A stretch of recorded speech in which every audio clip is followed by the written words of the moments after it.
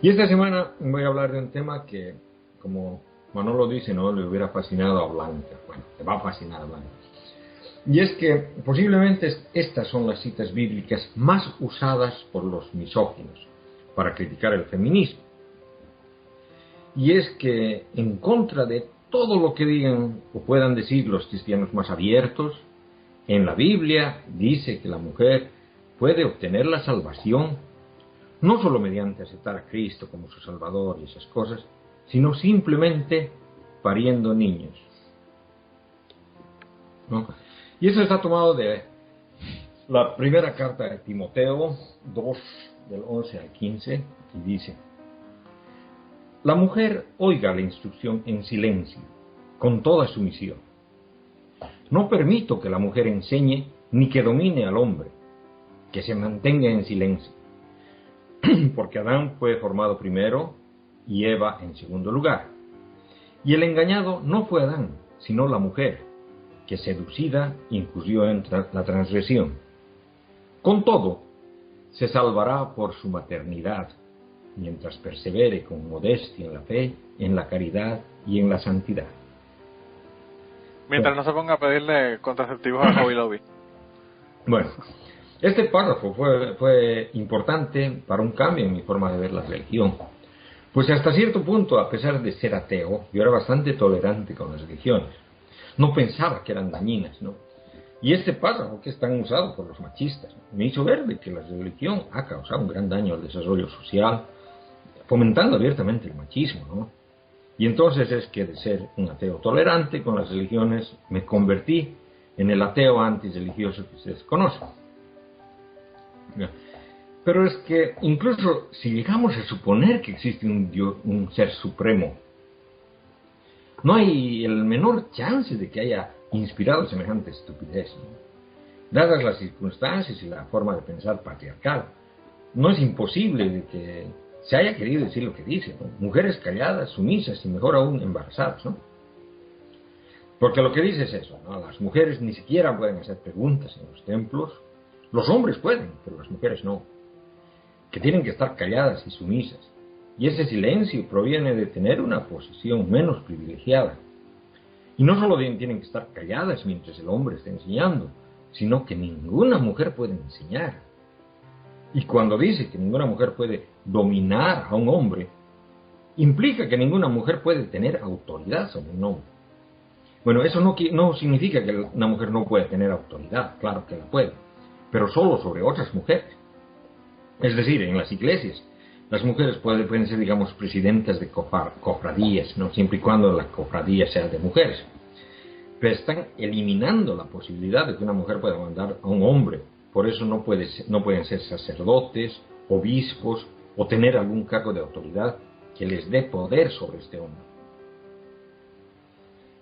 ¿Y por qué es eso, no? Porque, bueno, la presidencia de la creación. Primero Dios creó a Adán, después se designa a Eva. Así que el hombre tiene prioridad sobre la mujer. Y no solo es que Adán fue creado primero, sino que Adán no era tan estúpido como Eva. Adán no fue engañado, fue la mujer que fue engañada. Y por eso se convirtió en transgresora, ¿no? Por oír a la serpiente: agarra, come la fruta del bien y el mal, no morirás, etcétera, etcétera. Ella no debió haber escuchado eso. Bueno, que Adán haya sido creado primero da las bases de la sumisión. Ella fue el número 2, ¿no?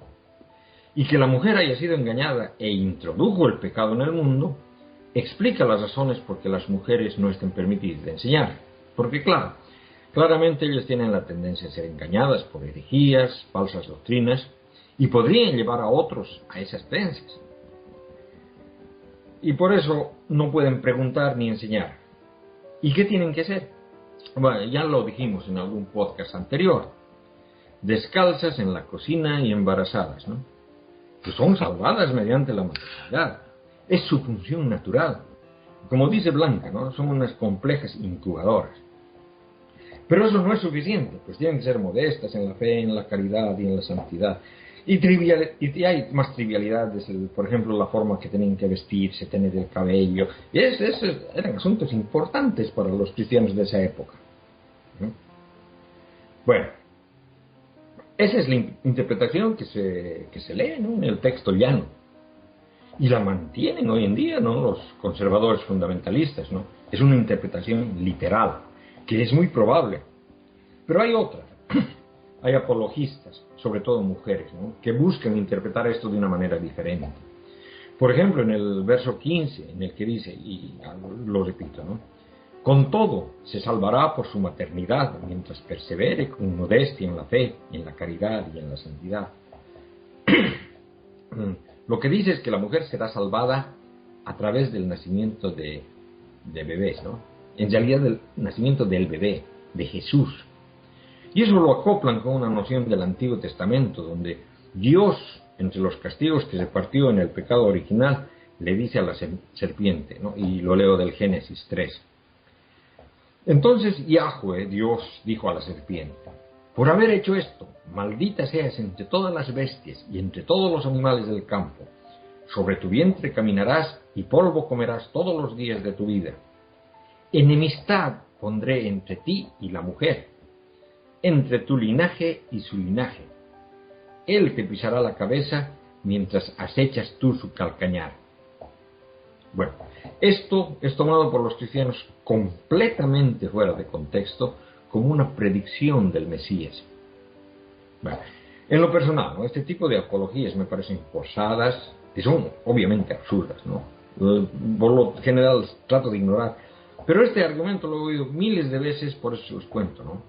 Lo único de bueno que tiene este argumento es que al menos está tratando de mitigar la manera insultante del párrafo sobre cómo las mujeres se pueden salvar siendo incubadoras. No es mediante estar embarazadas todo el tiempo, sino mediante la Virgen María, que ya se embarazó una vez, ¿no? Bueno. Pensé que ibas a decir que por lo menos lo que te gustaba de eso era que por lo menos te daba una cita bíblica para tú decirle a tu compañera cuando quisieras que se callara la boca, que se callara la boca. Con un poco de autoridad bíblica, ¿verdad? Nada, no ese tipo de te cosas. mandan a dormir como el perro, como a mí. Bueno, la interpretación más compleja, ¿no?, pero más probable, que conozco, ¿no?, se refiere a una cosa completamente diferente. Y para entenderla uno debería conocer dos cosas, ¿no?, que voy a explicar rápidamente, ¿no? Primero, el origen de esta carta. Y esto lo explico muy a grosso modo porque es bastante complejo, ¿no? Pienso que puede ser un buen tema para otro podcast. Los creyentes atribuyen 14 cartas a Pablo de Tarso, ¿no? Los estudios, sin embargo, desechan que la carta anónima a los hebreos sea de Pablo. El estilo literario es tan diferente que no hay chance que sea el mismo autor, ¿no? De las 13 restantes, más que nada por la temática que tratan, las dividen en Paulinas, que muchos creen que originalmente fueron escritas por el apóstol Pablo, aunque han sido también cambiadas en hartas cosas, ¿no? Más que nada eso es porque su temática está centrada en problemáticas del siglo I. Esas son 7 cartas. Hay otras 3 que son pseudoepigráficas, ¿no?, es decir, que fueron escritas por otras personas a nombre del apóstol Pablo. Y estas tratan sobre problemas de la primera mitad del siglo II, ¿no? Hay que notar, estas 10 cartas, ¿no?, las paulinas y las pseudoepigráficas, son las que estaban en el Nuevo Testamento de los marcionitas. Las primeras 7 son claramente protonósticas, ¿no?, y las 3 últimas son marcionistas. Los primeros cristianos paulistas que se conocen son pues los gnósticos valentinos y los marcionistas. Las 3 últimas cartas son llamadas pastorales y en realidad tratan de problemas de fines del siglo II. Son claramente ortodoxas y en realidad claramente antimarcionistas y antinósticas. Obviamente las versiones que tenemos de todo el Nuevo Testamento actual luego han sido limpiadas de sus herejías, ¿no?, por un editor ortodoxo. Pero por suerte este no ha eliminado el texto, sino que ha agregado explicaciones sobre los estamentos que eran claramente marcionistas o gnósticos. Y eso lo voy a mostrar realmente en un podcast posterior. Bueno, Primera de Timoteo, segunda de Timoteo y Tito son las cartas pastorales, es decir, las escritas para rechazar el marcionismo y el gnosticismo, ¿no? Esa es una parte. En segundo lugar, uno debería conocer o leer del origen del mundo. Uno de los textos gnósticos que ha sido encontrado en Nag Hammadi. Este texto se lo puede leer junto a otros de Nag Hammadi en extrabiblica.tripod.com/gnos.html .html, ¿no? Estoy hablando en sueco. Bueno, en estos textos hay muchas versiones diferentes de la historia del Jardín del Edén, ¿no? Y para locos como yo es una lectura fascinante realmente, ¿no? Bueno, en esto del origen del mundo, ¿no? Se nos dice que Eva era un eón gnóstico, casi una diosa, ¿no? Que viene de la esencia del Padre, ¿no? Y que fue ella la que le dio vida al hombre, después de que el demiurgo haya creado su cuerpo físico. Fue ella que le dio la vida. Y los arcones, es decir, los ángeles del demiurgo, le mintieron a Adán diciéndole que la mujer fue creada de él. Y es por eso que en el Génesis dice así, ¿no? Y bueno, si miramos cuidadosamente el griego, veremos en el verso 12, cuando dice que no permito que la mujer enseñe ni domine al hombre, usan la palabra griega authentin, lo cual puede ser entendido como no permito que la mujer enseñe haber originado o ser autora del hombre. Esa es la palabra, ¿no? Authentin, que puede ser usada como usar autoridad o dominar, como la traducen, pero también como haber originado o ser autor. Eso también, todavía hay algo en el castellano, ¿no? El autor es el que tiene autoridad sobre su obra, ¿no? Era lo mismo en griego. En realidad la palabra autor viene del latín autoris, que a su vez se origina de este verbo griego. O sea, no permito que la mujer enseñe haber originado o ser autora del hombre. O sea, enseñar que la mujer fue primero y que creó al hombre, o como dice esta versión gnóstica del Edén, ¿no? Así que se debe hacer callar a las mujeres que quieren enseñar eso. Y en el verso 13, porque Adán fue formado primero y Eva en segundo lugar. ¿Por qué decir eso? También una referencia al texto gnóstico que dice exactamente lo contrario, que Eva fue anterior a Adán y en esencia le dio vida a él. Y después en el verso 14, y el engañado no fue Adán, sino la mujer que seducida incurrió en la transgresión. Eso también es una refutación a la versión gnóstica que dice que Adán fue engañado por los arcones que le dijeron que Eva vino de él. Como se puede ver, esta interpretación es un poco más compleja, pero parece más probable si es que analizamos la Biblia libre de dogmas y prejuicios, ¿no? Sobre todo porque esta interpretación está de acuerdo con lo que les mencioné más antes, ¿no? Estas epístolas pastorales, en su totalidad, fueron escritas para eliminar las creencias gnósticas y marcionistas atribuidas a Pablo bajo el nombre de Pablo, ¿no?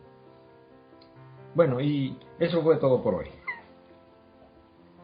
Realmente es lo que tú dices, Kikian, eso tiene más, lo veo yo como más posible, tratando de eliminar este tipo de de creencia, ¿verdad? De dogma o de creencia que se tenía de lo de la mujer. Pero pues a mí me encanta cuando los ateos quieren callar a alguien, utilizan esta, es una de las frases más utilizadas para cuando una mujer está hablando de religión en el internet, decirle que se calle la boca. Le ha resultado muy útil a los ateos, que interesantemente los ateos tan pro derechos de la mujer son y tanto que usan la frase para joder. No, es que, ¿sabes qué cosa es lo interesante? Precisamente de que el gnosticismo, cuando apareció, el gnosticismo era bastante igualitario, o sea, no había diferencia entre hombre y mujer. Y eso se ve reflejado en las cartas de Pablo, que eran proto-gnósticas, ¿no? Se ve reflejado, ¿no? Y entonces vienen cosas que dicen exactamente lo contrario. O sea, que se nota el debate entre gnósticos que eran relativamente progresistas con ortodoxos que eran neandertales, ¿no? Se ve, se debate en la Biblia, ¿no? Sí. Bueno, de todos modos, muchas gracias por la aportación. Y Bien. aparentemente Blanca no va a estar con nosotros, así que va a tener que escucharlo. Oh, qué pena. Parece que no va a poder llegar. Pero nada, Mm, lo escucha y nos cuenta en el grupo de Facebook. mm. Se lo damos de asignación. Sí, bueno, me hubiera escuchado ver cuando estaba explicando la interpretación que tienen los fundamentalistas hoy en día, ¿no? Que es esa troglodita, troglodita. La interpretación literal, ¿no? Sí, Como este. Claro. Ajá. Claro. Tampoco deja lugar a mucha interpretación, porque no consiento que pues, no Claro. deja mucho espacio para la Sí, no, interpretación. pero justo esa palabra, ¿no? Que quiere decir dominar o también puede significar haber originado. Es una cuestión de que uno tiene que ver el contexto para poderla traducir, ¿no? Ujú. Claro. Y es esa palabra que cambia completamente el significado. Si es que uno conoce el texto de los gnósticos, la hemos encontrado en la Gamali, ¿no? Yo pienso realmente, o sea, de que esta interpretación, la que les di al último, es la que es correcta, es la que querían decir.